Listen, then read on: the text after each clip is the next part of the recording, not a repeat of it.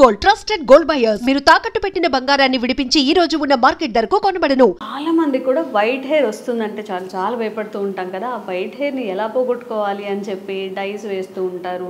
యూట్యూబ్లో ఎన్ని వీడియోస్ ఉంటే అన్ని వీడియోస్ ట్రై చేస్తూ ఉంటారు. మరి న్యాచురల్గా హెయిర్కి డై చేసుకోవడం అవుతుందా, ఎలాంటి సైడ్ ఎఫెక్ట్స్ లేకుండా మన చుట్టూ ఊడిపోకుండా?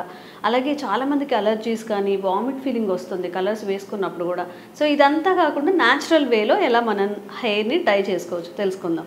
నమస్తే అండి. నమస్తే. ఎలా ఉన్నారు? బాగున్నానమ్మా. సో ఏదైనా రెమెడీ ఉందా న్యాచురల్గా హెయిర్ డై చేసుకోవడానికి, ఎలాంటి సైడ్ ఎఫెక్ట్స్ కూడా రాకుండా? చాలా ఉన్నాయమ్మా. మీరు ఈ ప్రశ్న అడిగేసరికమ్మా జనాలు చాలామంది నన్ను అబ్జర్వ్ చేస్తారమ్మా. అలాంటివి ఏమన్నా అంటే మరి సార్ వేసుకోవచ్చు కదా అని చెప్పేసి వస్తున్నాం. సార్కి అవసరం లేదు, ఎగ్జాక్ట్లీ చెప్పారు. ఆయన ఏజ్ కూడా చాలా పెద్దది కాబట్టి సో నాకు అవసరం లేదు, వాటి మీద నాకు అభిప్రాయం లేదు కాబట్టి నేను వాడనమ్మా. సో నిజమే సార్, బాగా అబ్జర్వ్ చేసినట్టున్నారు. ఇప్పుడు ఏదైనా హెయిర్ రిలేటెడ్ చేస్తే ఫస్ట్ డాక్టర్ గారిని వాడమని చెప్పండి లేదా యాంకర్ని వాడమని చెప్పండి అని అంటూ ఉంటారు కదా. సో పాజిటివ్ కంటే నెగిటివ్ కామెంట్స్ వచ్చేటువంటి పరిస్థితి నాగరిక సమాజంలో ఉంది కాబట్టి జస్ట్ అవగాహన కోసం చెప్తున్నామ్మా. సో నా హెయిర్స్ వయస్సు రీత్యా తెల్లబడిపోవడం జరిగింది, వయస్సు రీత్యా హెయిర్ ఫాల్ కావడం జరిగింది. దీనికోసం అని చెప్పేసి నేను ప్రత్యేక జాగ్రత్తలు తీసుకున్నటువంటి పరిస్థితి లేదు, ప్రత్యేక ఔషధాలు వాడవలసిన అవసరం కూడా లేదమ్మా. అది ఒకవైపమ్మా.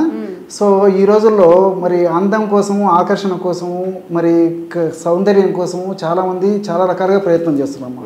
మరి ఎవరన్నా మరి ఈ హెయిర్ వాడు బాగా నల్లగా ఒత్తుగా నిగనిగలాడుతూ ఉండాలంటే క్షేమదాయకమైన ఔషధాలు చాలా ఉన్నాయమ్మా.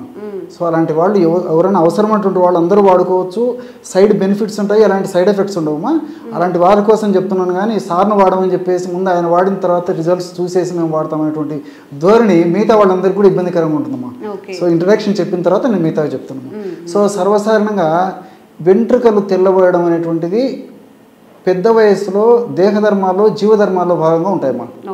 సో ఏ విధంగా అయితే వయస్సు పెరిగే కొద్దీ కంటికి సంబంధించిన ఇబ్బందులు, మోకాళ్ళకు సంబంధించిన ఇబ్బందులు, జీర్ణ వ్యవస్థకు సంబంధించిన ఇబ్బందులు, మెదడుకు సంబంధించిన ఇబ్బందులు ఈ విధంగా కలుగుతుంటాయో అందులో భాగంగా దేహధర్మాల్లో భాగంగా జీవధర్మాల్లో భాగంగా వెంట్రుకలు కూడా తెలుపుదనానికి సంతరించుకుంటాయి. సర్వసాధారణంగా 55 సంవత్సరాలు దాటినటువంటి వాళ్ళలో జరుగుతాయమ్మా.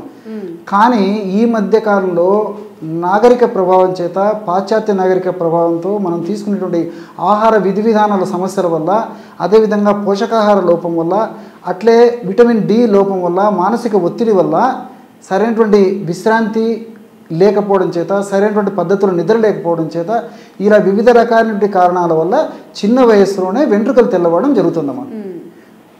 వెంట్రుకలు తెల్లబడిపోతున్నాయి అన్నమాట. ఈ రోజుల్లో మరి 10 సంవత్సరాలు 5 సంవత్సరాల పిల్లలకు తెల్లబడేటువంటి పరిస్థితి చూస్తున్నాము. మరి యువతలో కూడా చిన్న వయస్సులోనే 20 సంవత్సరాలు 20 సంవత్సరాల ఆడవాళ్ళలో కూడా ఈ వెంట్రుకలు తెల్లబడడం జరుగుతుంది, మగవాళ్ళలో తెల్లబడడం జరుగుతుంది. సో వీటి కోసం అని చెప్పేసి మరి సౌందర్య పిపాస ఎక్కువ ఉంటుంది కదమ్మా.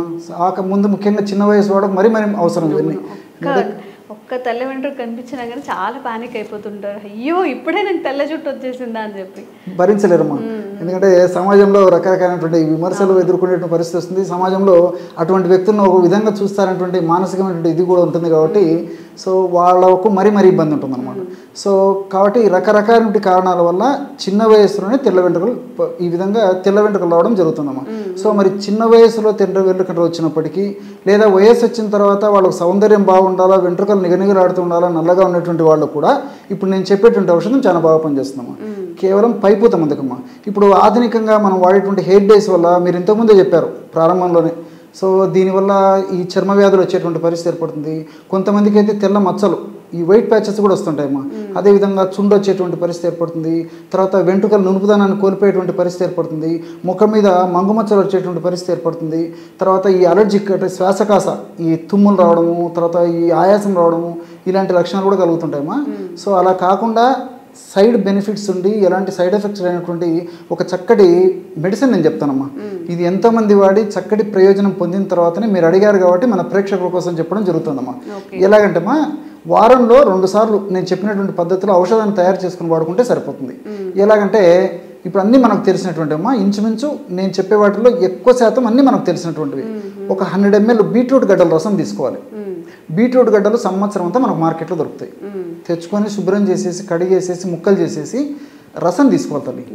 బీట్రూట్ గడ్డల రసం ఒక 100 ml తీసుకుంటే అందులో ఉసిరిక పొడి ఒక 5 గ్రామ్స్. గోరింటాకు పొడి కూడా మనకు దొరుకుతుంది, అదొక 5 గ్రామ్స్. అదేవిధంగా నీలి ఆకు పొడి అమ్మా, ఇది ఒక్కటి చాలా మందికి తెలియదు. నీలి ఆకు పొడి, నీలి ఆకు అని చెప్పేసి ఒక చెట్టమ్మా, దాని నుంచి తయారు చేసినటువంటి పౌడర్ మనకు మార్కెట్లో దొరుకుతుంది. నీలి ఆకు పొడి అంటే ఇస్తారనమాట. సో ఆ నీలి ఆకు పొడి ఒక 5 గ్రాములు, అంటే 100 మిల్లీలీటర్ల ఈ బీట్రూట్ రసంలో 5 గ్రాముల చొప్పున, అంటే ఒక టీ స్పూన్ చొప్పున, ఒక చిన్న చెంచా చొప్పున ఉసిరిక పొడి, గోరింట పొడి, నీలి ఆకు పొడి అన్నీ బాగా కలిపేసేసి ఆ కలిసినటువంటి పదార్థాన్ని ఈ స్కాల్ప్ మీద వెంట్రుకలకు అంతా అప్లై చేసేయాలమ్మా. అసలు నీలి ఆకు పొడి అనేది ఎక్కడ దొరుకుతుంది? ఆయుర్వేద ఔషధ విక్రయ స్టోర్స్లో దొరుకుతుంది, ఆన్లైన్లో కూడా తెప్పించుకోవచ్చు, ప్రాబ్లం లేదమ్మా.